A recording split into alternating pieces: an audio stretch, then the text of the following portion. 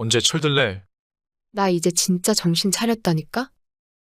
제 남자친구는 제게 종종 이런 말을 합니다. 워낙 나이 차이가 있다 보니 제가 부족하게 느껴질 수도 있죠. 남자친구는 올해 34살, 저는 25살입니다. 저는 직장 생활 2년차 새내기 직장인이에요. 남자친구가 제게 저런 말을 하는 이유는 다 저 때문이긴 합니다. 대학교를 졸업하고 운 좋게 바로 취직을 했고 누구의 간섭도 받지 않는 내 월급이라는 걸 받아보고 잠시 정신줄을 놓고 살았었어요. 그동안 부모님께 용돈을 받으며 공부했지만 월급과는 느낌이 달랐어요. 그리고 금액의 크기가 다르죠. 큰 금액을 부모님의 간섭 없이 쓸 수 있다니. 정신 놓을만 하지 않나요? 정말로 한 6개월 정도는 버는 족족 쓰면서 살았어요. 사고 싶은 게 있으면 고민도 하지 않고 질러버리고 허구한 날 친구들 만나서 술값으로 펑펑 쓰고 조금도 걷기 싫다고 택시만 주구장창 타고 다니고 그랬어요. 참 철이 없었어요. 남자친구도 그때 술집에서 만났어요. 이런 망나니 같은 생활을 한 지 반년쯤 지났을까? 부모님 걱정은 하나도 안 하던 철없는 딸이 그제서야 부모님의 마음을 알게 된 거죠. 그동안 제 생활을 보고도 아무런 잔소리도 하지 않으셨던 분들이셨거든요. 부모님도 가만히 계시는데 누가 저한테 쓴소리를 해주겠어요? 밤늦게 부모님께서 저에 대한 얘기를 하시는 걸 엿듣고는 아차 싶었던 거죠. 우리 땡땡이 어쩌면 좋죠?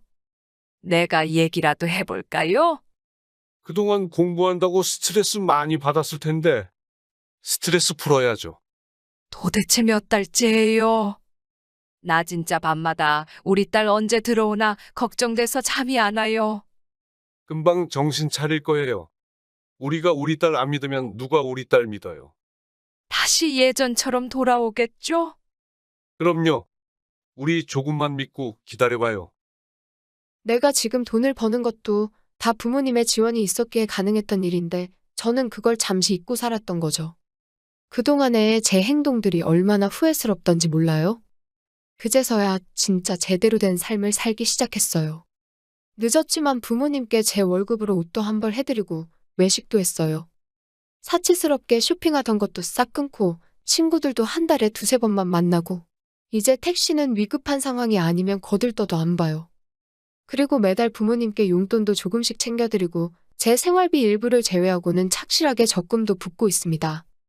제 통장에는 아직 남에게 말하기엔 부끄러운 수준의 금액밖에 없지만 저는 이제 시작이잖아요. 나이도 어리겠다. 뭐가 문제겠어요. 사실 결혼 생각도 전혀 없었어요.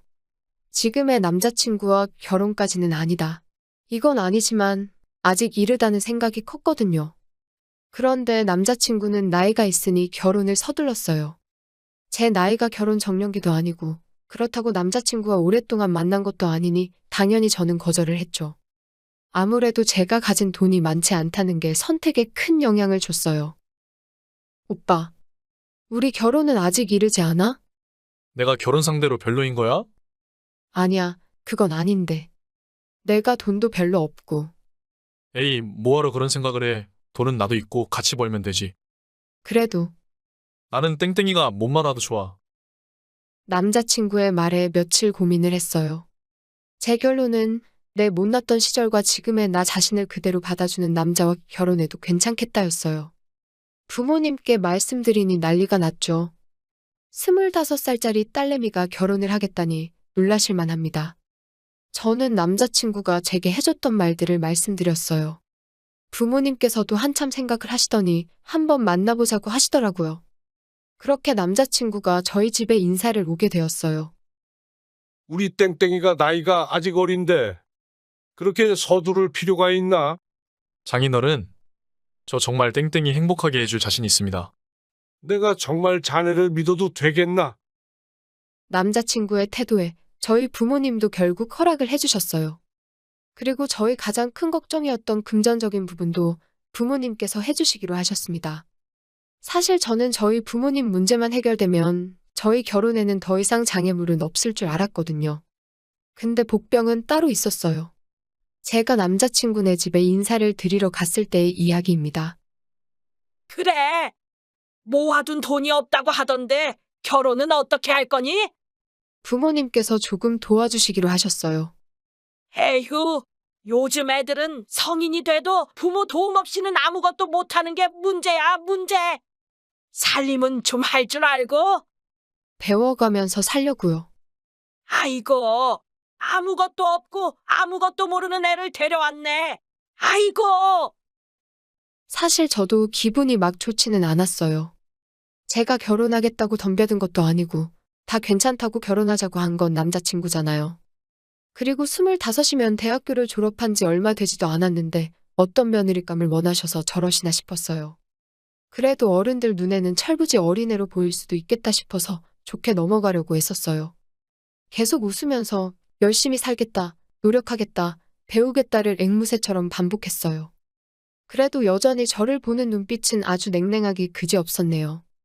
위아래로 훑어보며 연신 한숨을 내쉬는 어머님을 보면서 저도 점점 기분이 안 좋아졌죠.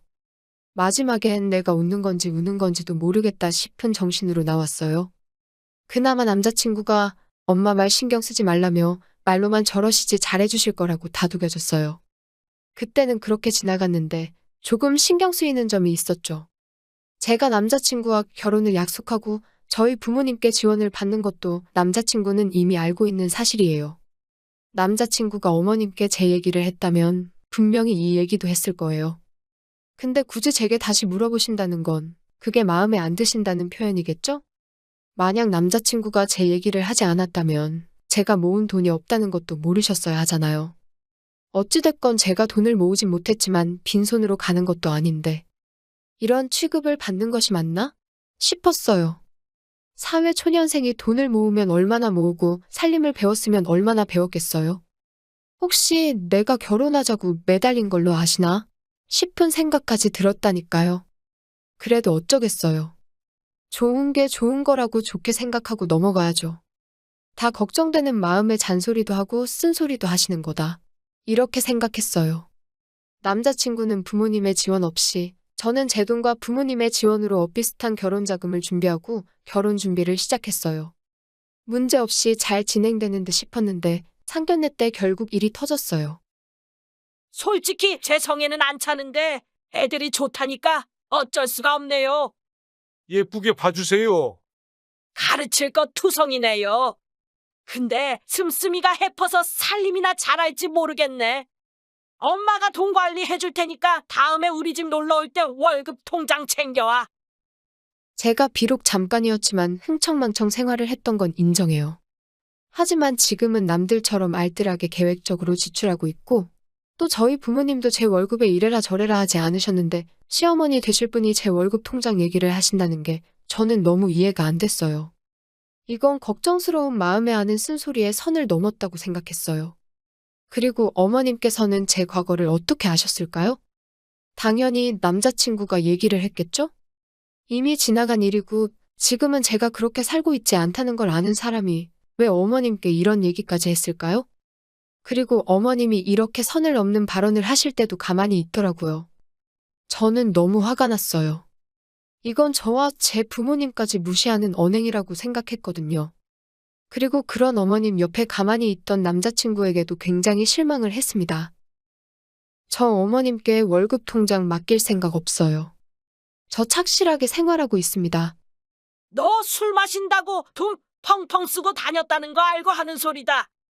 어머님, 그 술자리에서 오빠 만났어요. 어머님 아들도 똑같아요. 제가 도대체 뭐가 그렇게 부족하다고 하시는 거예요?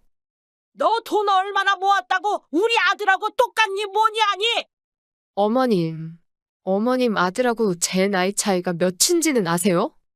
제가 지금의 오빠 나이가 됐을 때 얼마나 모았을 줄 알고 그런 말씀을 하세요? 아이고, 너 성격이 보통 아니구나. 우리 아들 고생길이 훤하다 훤해. 걱정 마세요. 저 오빠랑 결혼 안 해요. 어머님은 저보다 나이 많고 돈도 많고 살림도 잘하는 며느리 구하세요. 저는 결혼 안 한다 지르고 부모님 모시고 나왔거든요. 남자친구가 바로 뒤따라 나왔고요.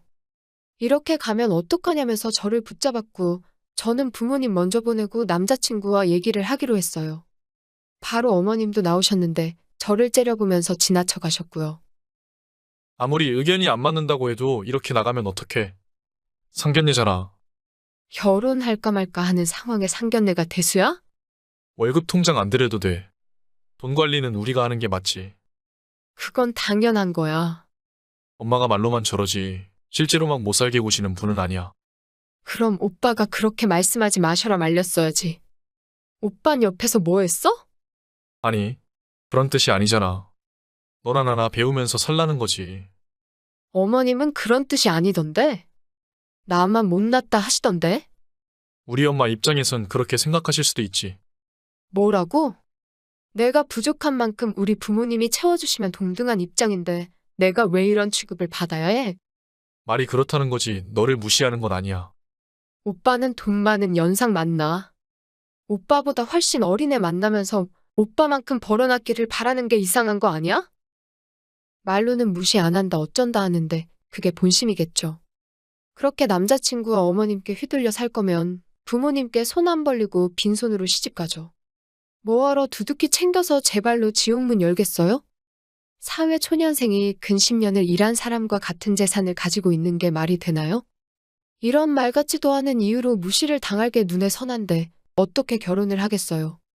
남자친구는 계속 진심이 아니었다며 붙잡았지만 저는 남자친구를 무시하고 집으로 가서 부모님께 말씀드렸어요. 저 결혼 안 하겠다고, 저 그런 집에 시집 안 갈 거라고요.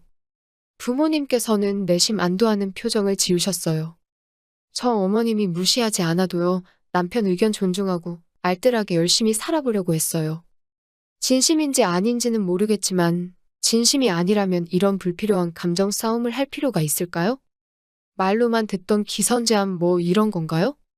아직 어려서 능력이 부족한 걸 후려치고 까내리고 기죽이면 고분고분 시키는 대로 하면서 살 거라 착각하는 걸까요? 저는 이 일을 계기로 다짐을 했습니다. 누군가에게 무시당하지 않을 만큼 열심히 살아야겠다고요. 그리고 이제 나이 차이가 많이 나는 남자는 거들떠도 안 볼 것 같아요. 이렇게 인생 공부하는 거겠죠?